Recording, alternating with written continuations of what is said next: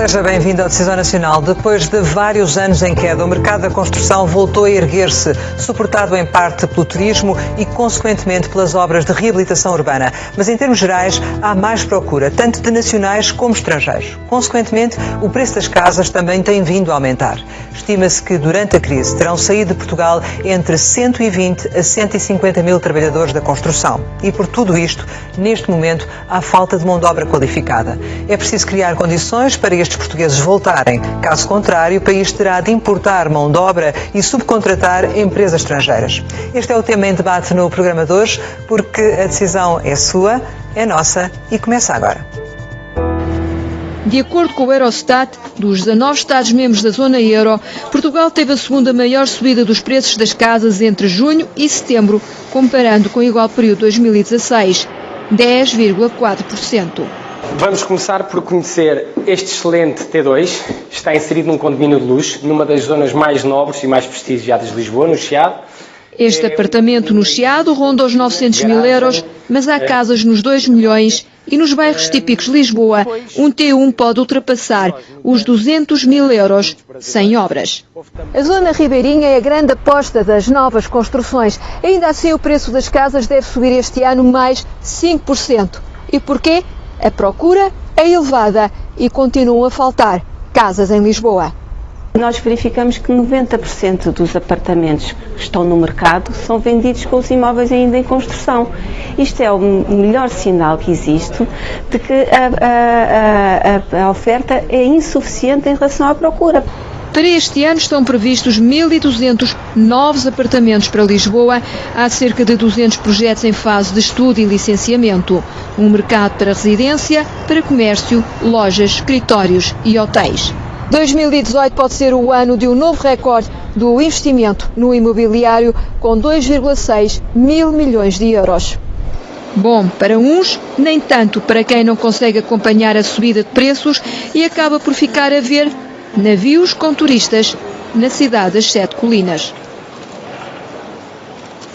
Nos últimos 10 anos, o setor da construção terá perdido quase 40% do seu valor, uma situação que está ultrapassada, com as previsões a apontarem para um crescimento de 4,5% em 2018. Portugal será mesmo um dos países europeus a crescer mais até 2020. Atualmente o setor emprega 295 mil pessoas, mas num cenário de crescimento, a falta de mão de obra qualificada é um problema, será um problema. Para nos ajudarem a perceber o que se passa e o que pode ser feito, temos connosco Carlos Mineiro Aires, bastonário da Ordem dos Engenheiros, Ricardo Pedrosa Gomes, presidente da EACOPS, da Associação de Empresas de Construção e Obras Públicas, e a partir dos estúdios do Porto, Albano Ribeiro, presidente do Sindicato da Construção Civil e Obras Públicas. Muito obrigada a todos pela vossa presença.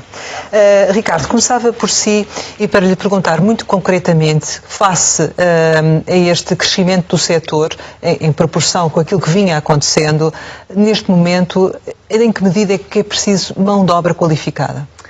Bom, como disse há bocadinho, o setor perdeu uma grande fatia de trabalhadores e de atividade durante os anos que culminaram com o último momento da crise, que foi, digamos, em 2015. A partir daí começou-se a registrar um crescimento que é preciso contextualizar. É um crescimento que nos colocará, mantendo os níveis que disse há pouco e o que tivemos no ano anterior, na probabilidade de colocarmos o mercado à dimensão que tinha em 2010, 2009.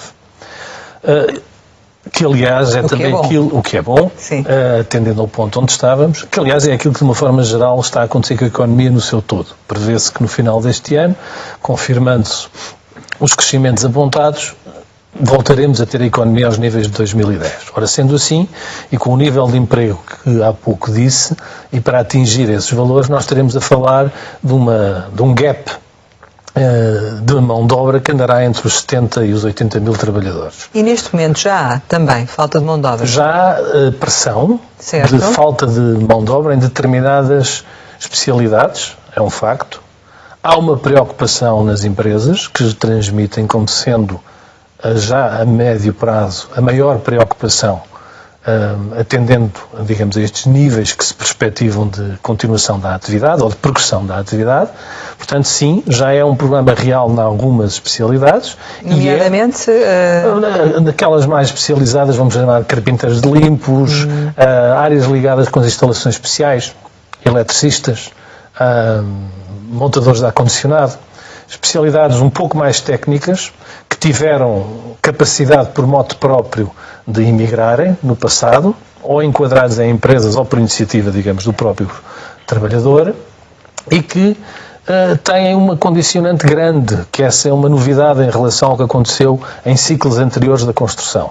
É que, desta vez, o ciclo de crescimento da construção nos países do norte da Europa é idêntico ao nosso. Ou seja, nós estamos a crescer no sul, mas os outros também os outros estão a crescer até a ritmos, em alguns casos, superiores. Portanto, a pressão de mão de obra é maior. E a pressão de mão de obra para eles é maior, até porque eles tinham já há muito tempo, digamos, uma ausência de captação de novos talentos na construção e, portanto, a pressão que existe sobre os trabalhadores de países do Sul, nos quais Portugal se inclui, desta vez é maior. É maior.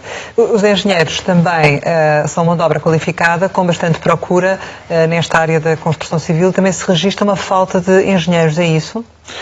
Eu diria que não se registra propriamente uma falta de engenheiros. O que se registra é uma falta de ofertas salariais adequadas.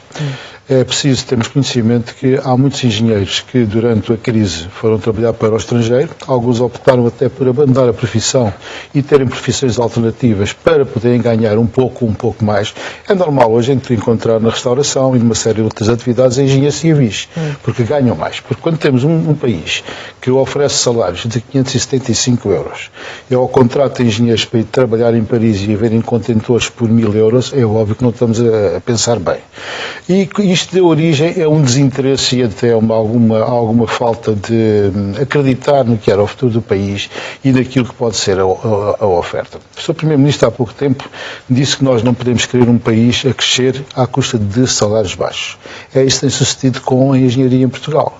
E é contra isso realmente que nós alertamos, porque neste processo imobiliário, por exemplo, que está incluso a reabilitação urbana, felizmente que vejo está ao mercado e vê que há condições. Mas é preciso que se diga aqui. E aí os engenheiros são muito necessários, não é? Mas os engenheiros, os arquitetos, as próprias construtoras, o que eles arrecadam nestes processos é uma parte ínfima do que é o negócio.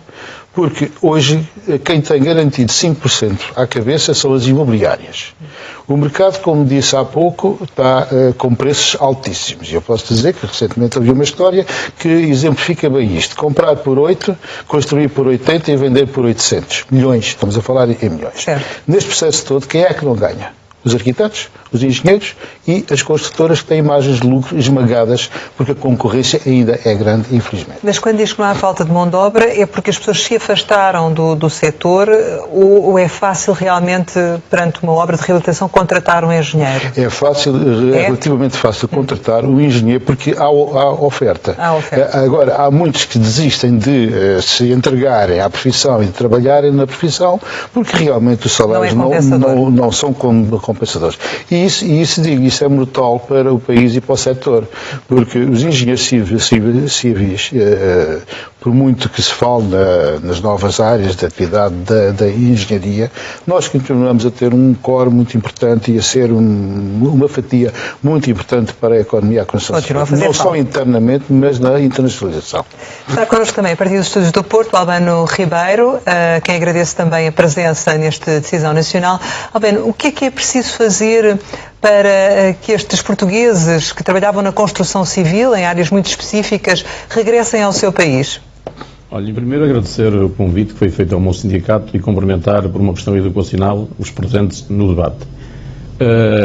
Eu tenho aqui o jornal do dia 30, portanto, do Jornal Notícias, onde o Sr. Presidente da EACOP está aí presente, o engenheiro Ricardo Pedrosa, que coloca algumas questões que são inverdades. Eu vou colocar a questão com toda a lisura. Não é preciso fazer um exercício académico. Por exemplo, nós, nos últimos anos, tivemos uma situação que é uma triste realidade. O nosso país não dá trabalho a cerca de 200 mil trabalhadores que tiveram que emigrar. Muitos deles, como agora um nome muito pomposo, é a mobilidade na Europa. Quando é dito que nós podemos ter falta de mão de obra, nós já temos e vamos ter mais. Todos os dias saem trabalhadores para ir trabalhar para o estrangeiro, para a Europa e para fora da Europa. Por causa dos salários, é isso? Claro, eu vou chegar aí. Eu vou dar aqui fazer um exercício, não é preciso ser um exercício académico. por exemplo, um trabalhador português que há poucos dias ganhava 600 euros em Portugal, está em Riad, nas obras do metro, a ganhar 3.000 euros. Portanto, o que faz com que haja este número de trabalhadores que se ausentaram do país, quando, efetivamente, se, por exemplo, outra das questões que está aqui, que é outra inverdade, que o senhor engenheiro, presidente da ECOPS, disse neste jornal que eu tenho aqui, que é o Jornal Notícias, que os trabalhadores, portanto, as empresas não podem pagar salários superiores àqueles que estão a pagar. Vamos pôr aqui uma coisa, que são salários do terceiro mundo. Por exemplo, hoje, dada a evolução do salário mínimo nacional, um trabalhador, um operário qualificado do setor ganha 580 euros. Ao contrário do que disse o senhor engenheiro, há empresas em Portugal que pagam 800 e mais parceiros sociais com quem nós temos das melhores relações. Só por desconhecimento é que se pode fazer uma afirmação, portanto, dessas. Então, talvez agora possa responder à minha pergunta. Aquilo que faz falta é que, para captar esses portugueses que foram para o estrangeiro, é aumentar o nível salarial, é isso? Não há dúvidas nenhumas, com toda a veemência, enquanto que se mantiver este leque salarial que existe em Portugal, isto é transversal, é para engenheiros, operários qualificados, para todos. Portanto, melhor dizendo, os trabalhadores que saíram de Portugal foram em busca de uma vida melhor, tendo custos. Primeiro está fora do país e fora da sua família. Não há dúvidas nenhumas que não é nada apelativo, os salários estão a ser praticados. Há uma coisa que o setor precisa. Acabe-se com os patrões e haja só pequenos, médios e grandes industriais. Aí os trabalhadores vão regressar a Portugal porque os salários serão mais valorizados. Obrigada pela sua perspectiva também, Albano. E aproveito para confrontar o Ricardo Pedrosa Gomes com estas afirmações relativamente ao valor dos salários. Há condições para alterar esta situação? Quando é que isso será possível? Bom, antes de mais saudar também o Sr. Albano. Não sei o que é que são as inverdades que ele se refere. Essa questão dos 580 ou dos 620 resulta daquilo que é as tabelas que existem e que fazem parte da contratação coletiva. É evidente que os trabalhadores saem de Portugal porque os salários em Portugal são baixos. E, como o Sr. Bastonário explicou, são baixos porque temos, por exemplo, um Estado que, quando quer contratar um engenheiro, diz que paga à hora o que paga uma mulher a dias. Portanto, se o enquadramento legal, em que as empresas têm que competir, se o enquadramento promovido pelo investimento, neste caso pelo Estado ou pelas entidades públicas, é um enquadramento de preços baixos, as empresas só ganham obras se têm preços baixos. Se têm preços baixos, estão limitadas na sua capacidade de pagarem salários mais elevados. Mas este crescimento está a ser feito à custa de salários baixos ou não? Com certeza que está, isso é indiscutível. Os salários da construção, como do país em geral, aliás, este crescimento que existe no país, é um crescimento feito à custa de salários baixos, porque o turismo o que é que faz? Paga salários baixos. O que é que... Isso aí é uma evidência. Nem percebo muito bem onde é que vem aqueles comentários, porque toda a gente diz isso. Bom, a perspectiva é simples. Nós temos que alterar o enquadramento da contratação pública em Portugal. Ela não pode continuar a privilegiar o preço baixo, porque o preço baixo arrasta por si próprio a necessidade das empresas fazerem preços degradados e, portanto, é um arrastamento completo. Portanto, isto tem que mudar radicalmente. Esta cultura do preço baixo, promovida na contratação pública, tem que ser eliminada. As próprias empresas, obviamente, que têm que ter consciência de que têm que apostar tecnologicamente em criar condições para aumentar a sua produtividade, porque só assim é que também vai aumentar o salário. E dar formação, nomeadamente. Dar formação, mudar as tecnologias, há muita questão que tem que ser feita e as empresas têm que investir, mas há aqui uma questão muito importante que ali foi citado pelo Sr. Albano há pouco. Realmente eu também estou de acordo. Temos que acabar com os patrões, temos que acabar com empresas que vivem na margem da legalidade. E aí voltamos outra vez a um problema que nos últimos anos o Estado promoveu, que foi uma desregulamentação excessiva das leis, que tornou fácil fazer-se uma empresa de construção, torna fácil atuar como empresa de construção. Mas a crise não acabou por fazer uma limpeza, digamos assim, dessa situação? Não ficaram no mercado só aquelas que realmente têm condições para trabalhar? Não, porque as leis que, entretanto, foram criadas nos últimos anos são leis que potenciam a facilidade de se ser empresário de construção. Ou pelo menos de se ter uma empresa de construção. É muito fácil hoje, a lei dos alvarás que foi alterada, faz com que hoje em dia uma pessoa faça uma empresa recorrendo a um técnico que nem precisa de estar no quadro da empresa, juntando uma série de trabalhadores, faz um projeto e no dia a seguir, se quiser, fecha a empresa outra vez. Este tipo de desregulamentação faz com que as empresas que queiram investir, que queiram aumentar a produtividade, que as há, e são felizmente ainda bastantes, estejam a concorrer no mercado com empresas que vivem na margem da clandestinidade e para as quais, infelizmente, também há muito pouca atuação, sobretudo dos poderes autárquicos, em termos de impedir que eles continuem a desempenhar os trabalhos, muitas vezes em condições profundamente até ilegais. Claro, claramente também ilegais. sente isto, este problema é um problema óbvio, também para os engenheiros. Este problema abrange todas as áreas, abrange todas as profissões. Eu estava aqui a ouvir falar no Código da Contratação Pública, a Ordem dos Engenheiros, quando o Código teve em discussão, esta versão nova, que continua a teimar em fazer um arranjo numa versão que já vem de trás e que é sempre coxa. Nós fizemos uma sugestão que para mim me parece do mais evidente, é pelo menos no setor público, no que é o Estado a contratar, que haja uma fixação, todas as obras têm um preço base. Quando formam esse preço base, que tenham ao lado um ficheiro com o que é que o Estado prevê que quem contratar vai pagar aos trabalhadores e às diferentes pessoas que ser clara, não é? E, portanto, se tiver a dizer lá que o diretor de obra ganha, por exemplo, 2.500 euros, ou 3.000 euros, ou 4.000, o encarregado 1.000 ou 2.000, etc., e ninguém pode vir abaixo desses preços, o jogo era muito mais claro e a competitividade vinha então já noutras soluções, como era a inovação, as tecnologias, as alterações possíveis, etc. Mas aí também tem que haver alguma abertura e algum jogo de cintura nesta questão que é a contratação pública, que está completamente fechada em torno do que são soluções alternativas em que o Estado pode vir a beneficiar. A ideia peregrina de que o Estado, ao contratar baixo e por um preço mais inferior, defende os interesses públicos, é uma ideia errada, porque com certeza alguém está a ficar enganado neste circuito. Ou está a ficar enganado o Estado que contrata e compra por barato, que é mau, ou então está intencionalmente a esmagar e a prejudicar a vida a empresas e a de uma série de uma cadeia que, obviamente, que fica afetada por intervenções destas. Sendo que agora, no caso dos engenheiros, há um diploma para promulgação que vai permitir assinarem também alguns projetos, que era uma reivindicação antiga vossa. Acha que isso, de algum modo, vai também alterar as condições do mercado de trabalho? Isso é uma questão que é completamente à parte desta IELA Peral, que é um grupo de engenheiros que frequentaram 4 universidades até o ano de 87, poderem fazer projetos de arquitetura. Isso é um grupo muito reduzido, é uma questão que não tem impacto nenhuma nesta área e não vai ter impacto nem sequer na vida dos arquitetos e, portanto, eu gostaria de não puxar isto para aqui porque não tem ligação uma coisa com a outra. Muito bem, se diz que não tem impacto. Albano, relativamente a esta questão que se colocava aqui de existir e da necessidade de existir mais fiscalidade, também partilha dessa ideia? Eu penso que não é a primeira vez que eu digo isto publicamente, mas é preciso valorizar e humanizar o mundo do trabalho, ou seja, o setor da construção em termos sociais e laborais. O Sr. Engenheiro falou no trabalho clandestino, ele conhece muito bem qual é a minha posição há muito tempo.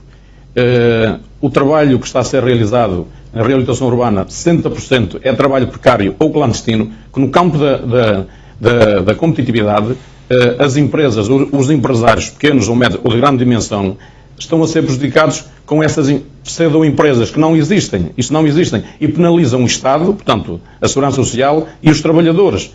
Eu penso que, neste momento, coloca-se uma questão ao setor.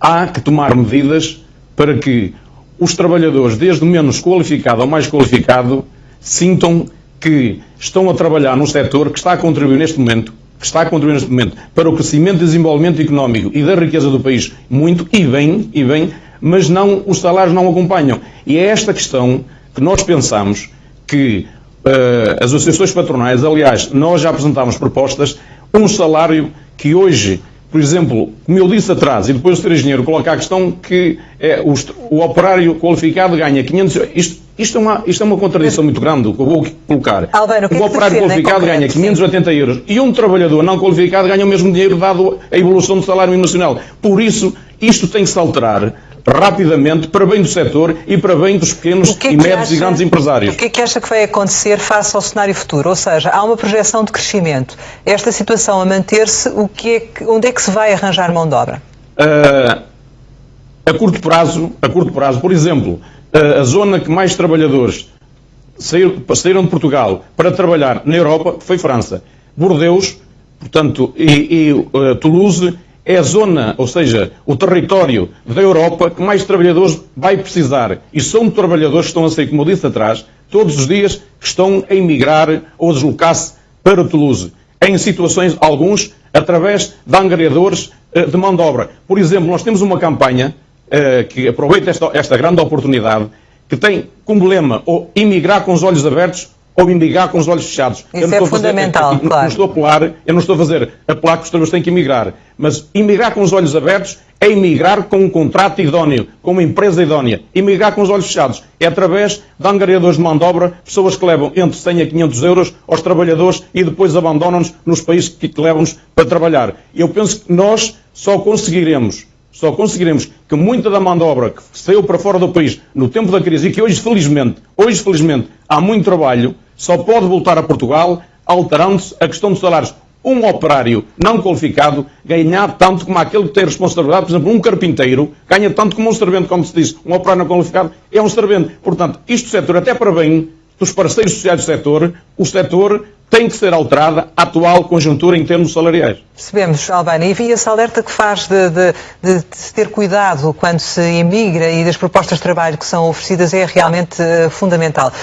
Ricardo, face a esta situação de projeção de que efetivamente há um crescimento na construção e haverá necessidade de mão de obra, não podendo captar os trabalhadores que estão no estrangeiro, o que é que vai acontecer se esta situação salarial não se alterar? Bom, porque também penso que não há perspectiva de grande alteração, ou há? É assim, eu acho, as negociações, tanto quanto eu sei, e acho que posso dizê-lo, é verdade, as negociações da contratação coletiva, aliás, é um aspecto curioso, é preciso não esquecer, e é que enaltecer quer os sindicatos, quer as associações empresariais. Fala-se tanto de contratação coletiva, a construção, mesmo nos períodos da Troika, teve sempre contratação coletiva. Sim. E, portanto, continua a ser assim. E eu tenho esperança, e acho que há todas as razões, para que nas negociações da contratação coletiva haja, de facto, uma revisão profunda da mesma.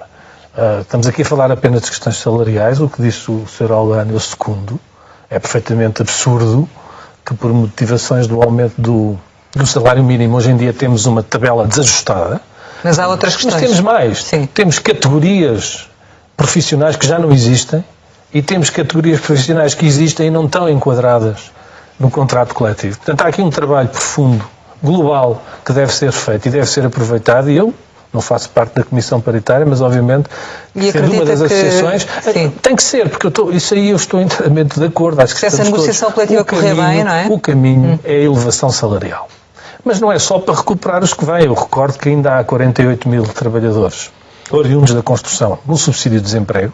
Esses terão que ser o primeiro alvo de captação. Provavelmente a maior parte deles não serão especializados, sabemos isso, mas seja como for, podem ser formados. Esse será o primeiro alvo, mas é evidente que ainda por cima, quando hoje em dia há uma concorrência direta do turismo, que é um trabalho muito menos penalizador do ponto de vista, muito menos agressivo, chamemos assim, portanto é evidente que o caminho único para a construção é a elevação dos salários. Estamos todos de acordo. E, portanto, eu acho que esse tem que ser o caminho trilhado pelas associações e pelos sindicatos. E eu espero que se faça num caminho até mais profundo, como eu digo, que não se esgota apenas na questão salarial. O segundo é, de facto, a recuperação de alguns dos colaboradores que foram para o estrangeiro. Aí temos, como eu disse, temos um problema acrescido novo, que é a capacidade de atratividade país, ou seja, há países que têm capacidade de atrair as pessoas, pelas próprias condições de vida desse país, comparativamente connosco. Isto é um dado novo e é um problema que será mais difícil de combater, porque elevando os nossos salários, e eu volto a dizer, é muito importante que o enquadramento em que o mercado opera também se eleve, porque se os preços da construção não elevam, então nada pode funcionar. Portanto, isso também é uma componente importante, mas temos esse problema porque haverá uma parte desses trabalhadores que hoje é difícil de voltar a atrair porque estamos a competir com uma atratividade de país que o nosso, infelizmente, ainda não tem. Tem o solo e tem a família, que é relevante, mas também sabemos que não é tudo, sobretudo se a família se puder deslocar com o trabalhador. E já há realidades dessas. Mas, portanto, sem dúvida, temos que elevar o preço da construção e elevar o preço salarial.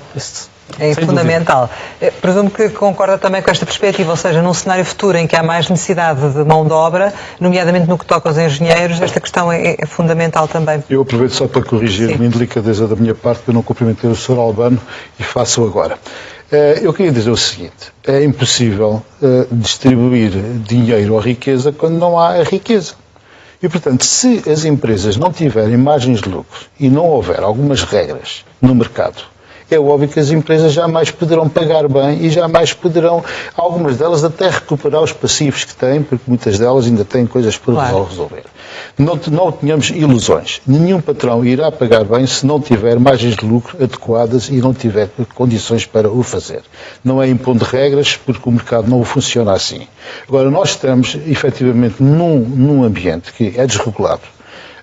Há contratação coletiva, obviamente, que eu tive até o cuidado de estar a vê-la, e realmente é ridículo quando há comparação agora com o novo valor do salário mínimo e está completamente virado, não é? E, portanto, há regras que nós devemos começar a olhar para elas e desde logo criando estas condições de atratividade para que as pessoas voltem ao país. Nós no caso dos engenheiros em específico, era preciso também a nível salarial, é isso? Obviamente, é uma questão fundamental, porque nós estamos a assistir a outro fenómeno. E para além dos salários, nós estamos a assistir a outro fenómeno que ninguém dá muita atenção, que é o seguinte: os jovens hoje não têm filhos, não assumem responsabilidades, e nós estamos a caminho alegremente dos 8 milhões de habitantes daqui a 20 anos e estamos a caminho do suicídio coletivo deste país. E as pessoas ou têm condições para viver bem em Portugal, para criar a família e para se estruturarem, ou então estamos a comprometer seriamente o que vai ser o Portugal da manhã. E com essas palavras, a olhar para o futuro, mas sábias palavras, não é? A Decisão Nacional fica por aqui. Muito obrigada pela vossa presença. Obrigada também ao Albano Ribeiro, que esteve nos estúdios do Porto. E a terminar, dizer-lhe ainda que o Congresso norte-americano vai discutir uma proposta para atribuir vistos especiais E1 e E2 a cidadãos portugueses. Destina-se sobretudo a empresários e investidores que queiram fazer negócio nos Estados Unidos. A proposta chama-se Ato dos Amigos e foi apresentada pelo congressista luso-americano Jim Costa. A Câmara Municipal de Matosinhos já assinou o protocolo com o Governo para criar um gabinete de apoio ao imigrante e ao investidor da diáspora para apoiar os imigrantes que pretendam regressar. Ainda o Eurostat revelou que em 2016 Portugal foi o país da União Europeia onde mais jovens no desemprego se mostraram disponíveis para emigrar. Segundo o Gabinete de Estatísticas da União Europeia, apenas 29% dos jovens portugueses desempregados não admitiram procurar emprego fora, um número muito abaixo da média europeia. O secretário de Estado das Comunidades esteve presente na inauguração do maior centro comercial português em França, na cidade de Saint-Maximin, nos arredores de Paris. O espaço, que vai vender sobretudo produtos portugueses, resulta de um novo investimento da marca portuguesa Prends-la. Regressamos para a semana, sempre neste dia e esta hora, e claro, contamos consigo.